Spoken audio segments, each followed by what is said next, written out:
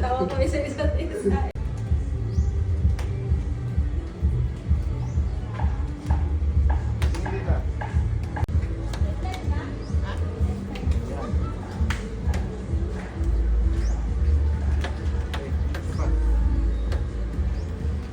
Tapos ngayon,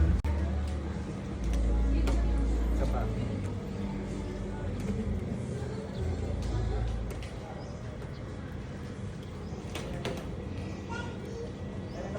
Last one.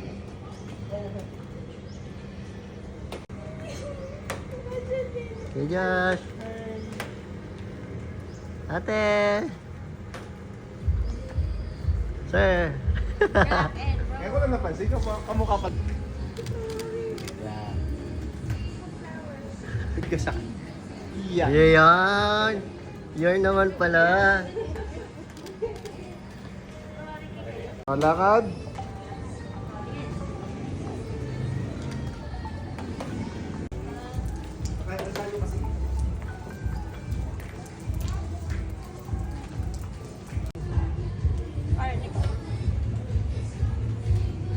Nagilid ka nga tayo. Lakad ka nga po na doon. Go! Tingin. Yan.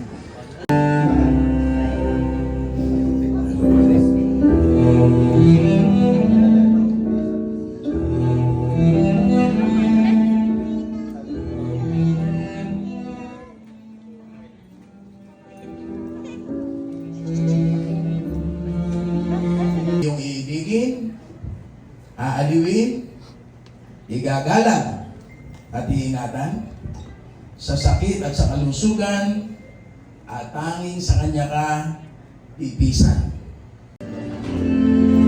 Palakpakan po natin ako. Hi babe, babe. Mahal sa dalawang yan, ang tatawag ko sa inyo.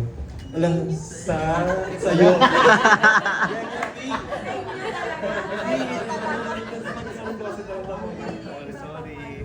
Ulit.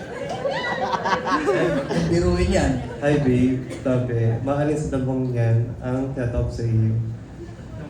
Sa gabi na ito, mapapalitan na ang iyong apelyido at wala kang magagawa doon. Nakita mo ba itsura ko kanina nung naglalakad ka? Hindi ako umiyak ng time na yun kasi may sumpa ang pag-iyak. At ayokong mahiwalay sa iyo at sobra kitang mahal.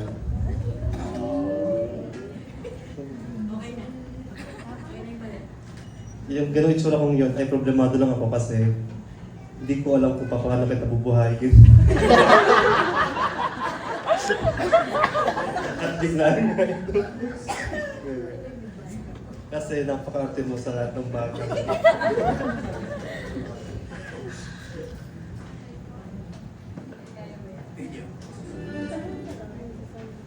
Ang tayo ko lang magbibigay sa'yo ay magandang lahi.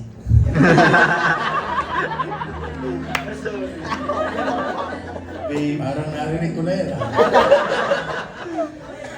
babe, pinutol mo ang nakasanayan kong sasabihin sa mga kamag-anak ko. Natanggap ko lang pagiging matandang binata. Oo, kasi hindi talaga ako marunong magbabae or manligaw kasi nayan ako sobra. Hanggang sa dumating sa buhay ko, dati kong crush nung college na mas pinili yung tropa ko over me. Ayun. Sa haba-haba ng dumasa yung mga lalaki, sa akin ka nagbabagsak. Deserve shit.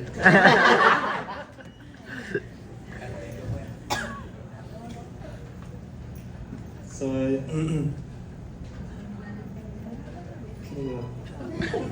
basta alam ko, babe, di ako mag-cheat sa'yo. Alam mo yan, mula nung naging tayo.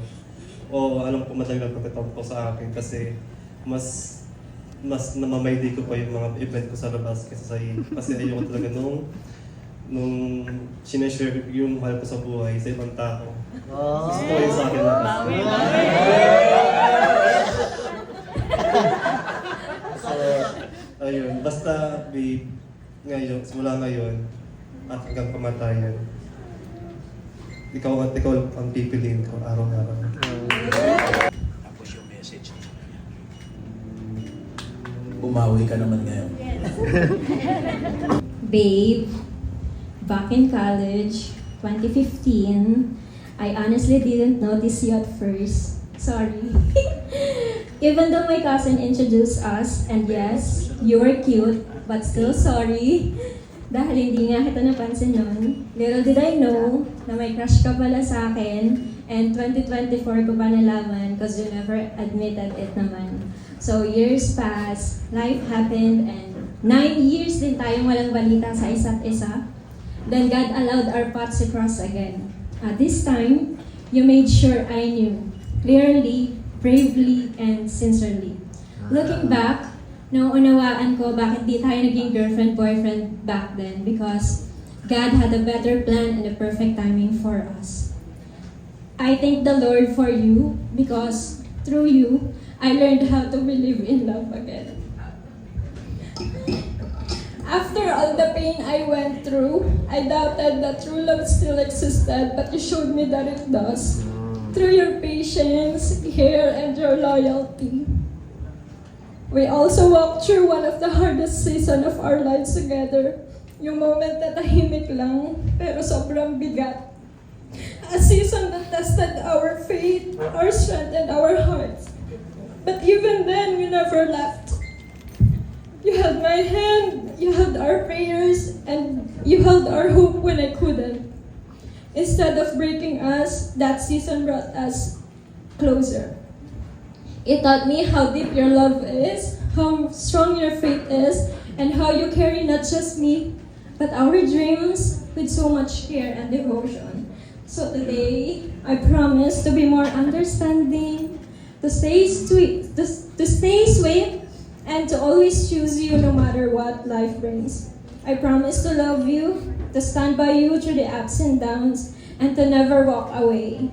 I choose you today, tomorrow, and for the rest of my life. I love you. Wait lang, may kasunod pa yun eh. One word na lang. Husband. Okay, palakpakan po natin. Okay, ayos.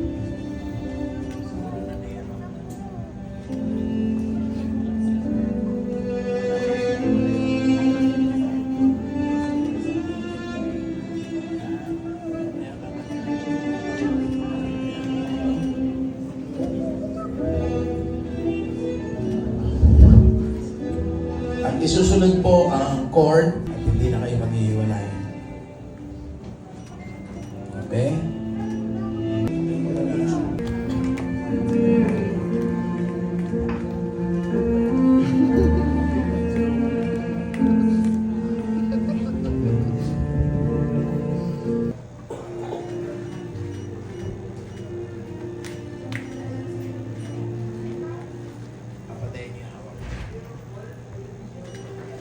Ang dalawang buhay ay pinag-isa ng Panginoon.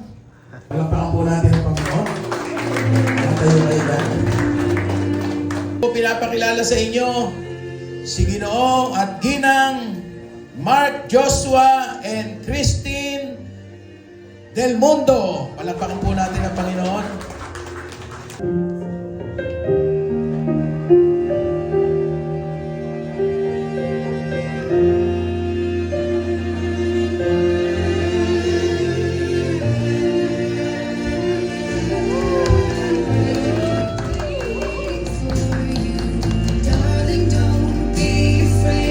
Once again, let's give a round of applause to our newlywed Mr. Mark Joshua Del Mundo and Mrs. Christine Joan Morong Del Mundo. Mas malakas mong palakpakan para sa ating bagong kasal. Wise men say only fools rush in. But I can't help falling in love with you.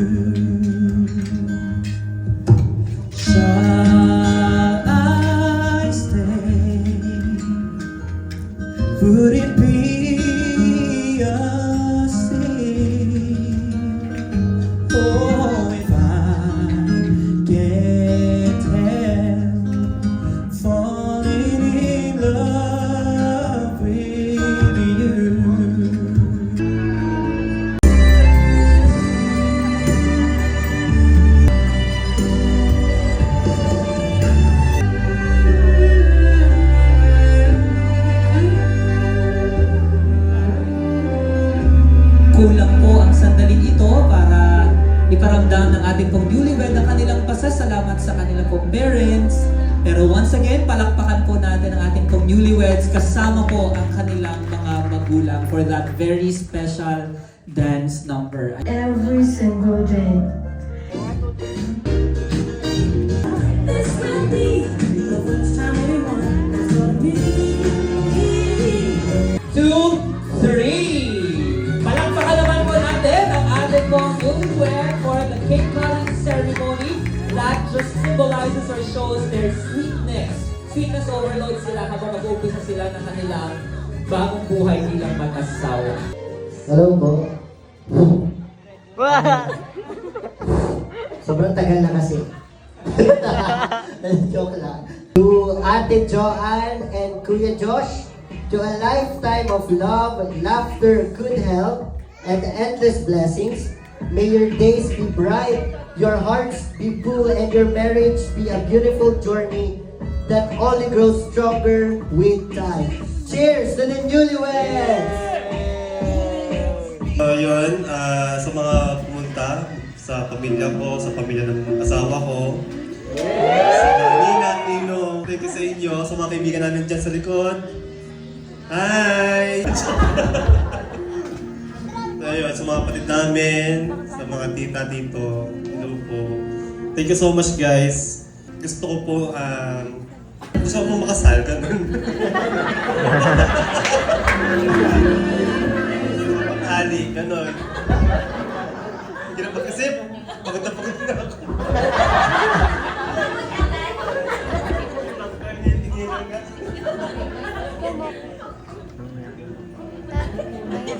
Ayan, salamat po sa lahat ng pumunta, nakiselebrate with us.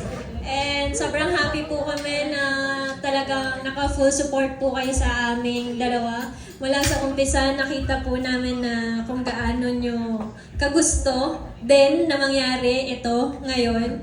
And sobrang happy lang po talaga kami na lahat po kayo ay wala kaming mga negative na napakinggan galing sa inyo. Lahat po kayo ay supportive sa aming mag-asawa. Kaya po, sobrang thankful po kami sa inyong lahat. Salamat po.